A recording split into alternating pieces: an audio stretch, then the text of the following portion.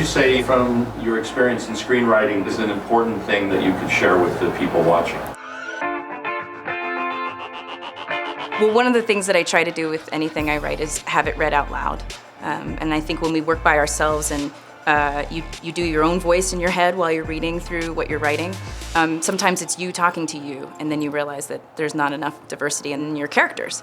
So if you can get people to get together and read it so that you can hear it, that's really very helpful. You start to then realize, oh, well, I have like 7 men in this scene. Maybe I haven't heard her talk for 2 minutes, so that's very helpful. I think the most valuable thing for me was being on set.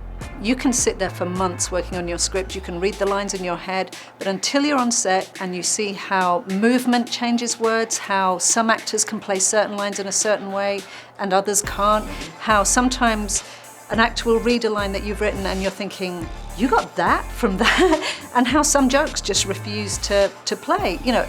And the beauty I found of being on set and being allowed to keep working on the film while I was there was that I got to see how it worked and how I could help the process.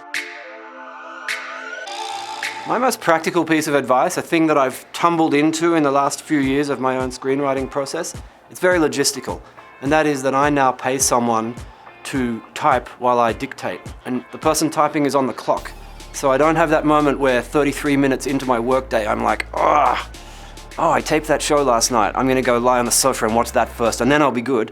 The second thing is I don't get OCD and controlling about my own perfectionist writing process. So I'm not looking at the screen trying to fix sentences and wasting an hour just trying to make a sentence perfect. But something about the act of staring at the ceiling while you're creating from the blank page in a dictating way, that's related psychically to the experience of daydreaming, which is extremely different from the experience of controlling stuff that's going on the screen.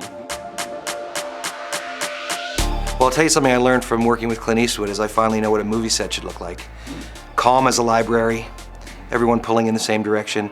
Nobody rushed a single moment, and he came in 3 days under and made this movie, a $60 million movie in 36 days. 36 days, because he goes methodically and he's prepared. And that is what every set I'm going to be on in the future is going to aim for. I also tell people to take improv classes. Find a way that you have to put yourself in the actor's role every once in a while, because you'll notice when you really are just sitting at the table for a while, or your job is mostly to go, well, what else? Like when you're the question receptacle, you know, to help propel someone else's story. The best scripts everybody has something going on, you know. And the only other thing I would say is be respectful of your director, because it's not your baby anymore, and it's the director's baby. And if you're lucky enough to be on set, your job is to just sit back and be there if they want a line. But I think where things go wrong, it's when people don't understand the hierarchy and the diplomacy. You know, a director's job is hard enough.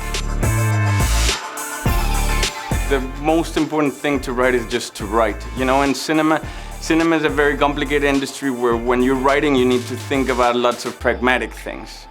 And sometimes I feel that way of thinking sometimes cripples creativity. When I wrote with my dad Gravity, in a way we were very blessed that my dad never thought as a director in their whole writing process, because otherwise he would have stopped in page 10 of the script and said, I don't want to deal with this. And that's why the writing process was so incredible, because we never worried about the pragmatics those 2 months. We were just imagining the scenes how we wanted them to play.